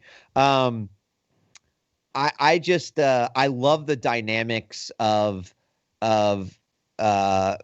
not only Sadeas and Dalinar, but also with Adolin too, who is going through the like the mental gymnastics of like, God, the codes are stupid, but I guess if you want us to go by the codes, and then Sadeas kind of trying to undermine Dalinar through Adolin as well. Anyway. Crazy stuff. There's one moment in these books that I want to gauge y'all's feelings on. And it really stuck out in my mind, and it still sticks out in my mind because I think it asks a critical core question. It's Brandon Sanderson asking a question that thrusts at the very heart of the books that he is writing. And it's the moment when Dalinar uses his shard plate and picks up the hammer and digs a ditch. And he asks, like, why did we... we've got these tools that are so incredibly powerful for destruction, for war. We've got shard blades and shard plate, and we give them to, the highest possible classes in society for the purposes of waging war. Why? And that is such an interesting moment because I think it's so fascinating to see an author sort of like thrust at the heart of their own work that way, because you can, like I've mentioned a couple times, you can read this as a very comfortable, this is a super enjoyable hero story with clear good guys and bad guys, and I love what's going on, and all of this violence is justified. And then like just a few scenes, this one included, say, hey, wait a minute. Does any of this actually make sense? And how did that scene strike you? And like within the context of The Way of Kings, what do you think? Like, there's this really interesting thing where even Dalinar, he doesn't go on and like try to his perspective of unite them is uniquely Alethi, let's say, even within his structure of the codes. What do you two think? So for me, I think what I felt was interesting about not only this scene, but then about kind of Dalinar's actions through the whole thing, is that so much in this world that is presented to you is very much like, here's the rules, here's the codes, here's the Almighty, here's what we do as Ardents, right? And so in The Way of Kings, the first challenger of that is kind of Yasna, right? She's the heretic. She's the one that is sort of questioning, right? But people are like, because she's a scholar. And so for me, again, really in the context of The Way of Kings, Dalinar is kind of challenging his own beliefs and the beliefs of others and the beliefs that everyone else has taught him for the first time. And I think that's a lot of the journey of Dalinar through The Way of Kings. The one that you mentioned is the one of the best representations. That another one is following the codes. And I would say that the catalyst for this was, of course, what happens in the prologue, and that's the death of Gavilar. Right? It's like, here's this mystery, find the most important words that a man can say, and also I've got this rock. Like it was like, now I'm going to start to challenge things. So what's easy for us as readers to take out of that is like, well, duh, like obviously, but you really have to put yourself in the shoes of Dalinar, who is like founded on years of traditions and the way things have been done, right? Which is also a deep underlying theme of The Way of Kings and Stormlight Archive in general. So I completely agree that like that has a lot of substance to it, because it is kind of the moment that Dalinar's like, nah, I'm questioning all the things, right? And that is important in my journey, even though he doesn't necessarily say exactly those words, but that's how I interpreted it. I still don't know what are the most important words a man can say. What a great opening mystery to leave the reader with. And I think that Sanderson only ever answers that question very obliquely so far. Or just many interpretations. Like there's Yes. a lot of things that could fit into it, but there's also a lot of ways that they maybe aren't that at all. And it also, the question itself is open-ended. It's pretty fantastic. To go to just real quick, I could not have answered that question pretty much any better than we. I felt very similarly. That scene, and first of all, thank you for bringing it up, Stephen. That scene was awesome. I think that scene was a physical manifestation of us witnessing the process in which Dalinar was starting to question his reality. Kind of like where Sadeas was comfortable in what he was, in how it all functioned. Dalinar was taking a step back, looking at himself and going, wait a second, maybe there's other things that all of this can be done. Maybe that square peg doesn't have to go in that particular square hole. Maybe I can do something different with it.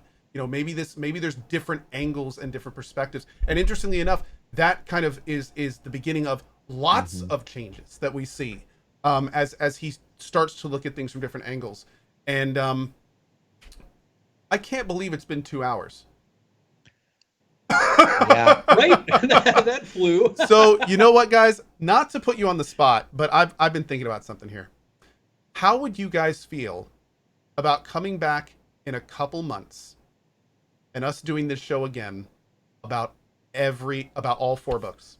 No holds barred, no having to worry about spoilers. You only got to ask once, Cohh. I'm in. You in, Steven?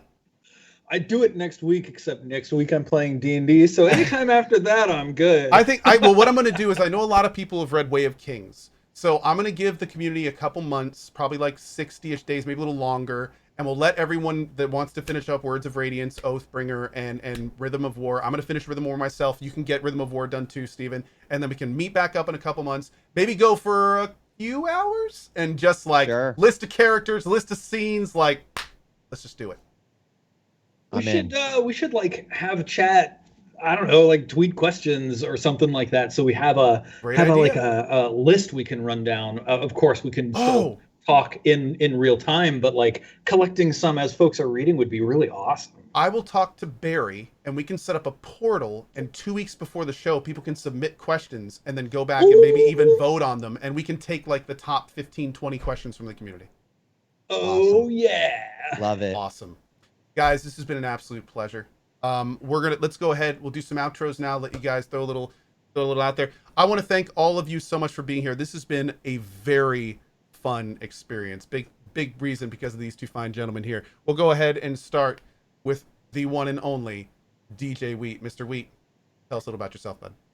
Thank you very much, everyone. I just want to use this opportunity to say you can follow me on social media at DJ Wheat on Twitter, and then also on Twitch /DJ Wheat. Anytime you want to come in and talk about Stormlight when I'm streaming, my audience will tell you that I will stop all the things just to do that. But I also want to use this moment to say, if you have read this book, I know you've probably said to yourself, or maybe someone else has said, I'm reading The Way of Kings for the first time, and you've said, I'm jealous. So I mentioned it once. I'm going to mention it a second time. Graphic audio, the entire series, and they've already announced Rhythm of War. The first the first part is already out. This is truly an incredible way to relive the books and to pick up on a lot of things. There were several moments during The Way of Kings and other books where these scenes became more significant when it had audio attached to it because of the music they were using or the inflection of the characters or the way something was presented. So please, if you're a huge Stormlight fan, they're so incredible. Brandon puts a lot of work into also making those as great as they can. So I just want to say thank you, both Cohh and Steven. I am so excited to continue to talk about Stormlight and the Cosmere and all the great things. So thank you so much for having me, and we'll see you on the next one. Absolutely awesome. Mr. Steven! Tell us all about yourself, sir. I was making notes for myself so that I wouldn't screw any of this up. Hey, everybody. Cohh, your chat is delightful, as always. Thank you, Cohh, for having me on the show. DJ Wheat for recommending this book to me for originally, 5 years ago or something like that. And to Cohh's chat for being so welcoming and so engaged in these discussions. It's so fun. I love, I think I mentioned this in the beginning. I'm a game designer. I work with Guerrilla on Horizon Forbidden West. I love engaging deeply with media. It's really meaningful to me. I love discussing it and picking it apart and seeing what works well and what isn't working as well, what seems meaningful to me and what misses the mark. It feels really important to me. I hope that all of you out there watching at home have maybe learned a new way of looking at these books along with us. This has been really fun. I'm Stephen Lumpkin. I'm Silent Osiris. The O is a 0. You can find me on Twitter, Twitch, Instagram, kind of all over the internet under that particular handle. There's a couple of shows that I do nowadays. Some of you might remember me back from the days of roleplay when I played games with Cohh and also DJ Wheat. Well, I'm still doing that, and these days I have a show that runs every Wednesday evening called The Sunfall Cycle. It's over on Jesse Cox's channel. That stars, it's a Dark Souls style mega dungeon D&D with respawns involving Jesse Cox, Britt Wiseman, Eric Vulgaris, and that bronze girl that plays every week on Wednesday nights. Nights being around about now.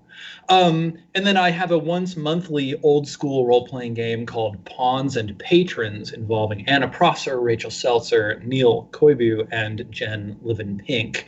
And the next episode of that is actually going to be next Saturday, and that is the only show that is currently running on my channel, though uniquely, you are also able to catch that on anybody's channel. So if you like these kinds of things, then give me a follow. I hope you'll tune in. And if not, then I will see you next time, because this was awesome.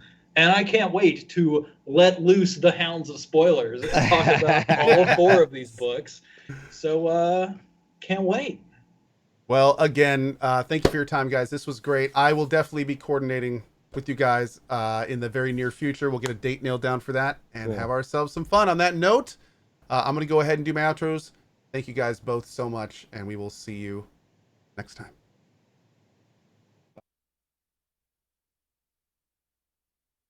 Wow, guys, that was so cool. They were, again, just a huge thank you to DJ Wheat and Silent Osiris. Those guys bring so much passion and just intelligent discourse to this. I couldn't have asked for 2 better people to do this with for our first time. So, like I said, we were going to do potentially each book, but now that I know how kind of hard it is to wrap our heads around this, I think we're just going to go ahead and do what I said on the show. So we're going to give a couple months to let people get all the reading done they want to, listen to the audibles, maybe the ones that DJ Wheat suggested as well, and we're just going to do like a big multi-hour spoiler cast and just go over all the things. And then after that, maybe we can start doing shows as the new books come out, maybe talk about moving into other series, things of that nature. But guys, thank you for being here. I hope you had a good time. I will see all of you in a few hours, or actually 2.5 hours from now, for the very first of our BattleTech Cozy streams. Have a great rest of your evening, and we'll see you guys later. Bye-bye.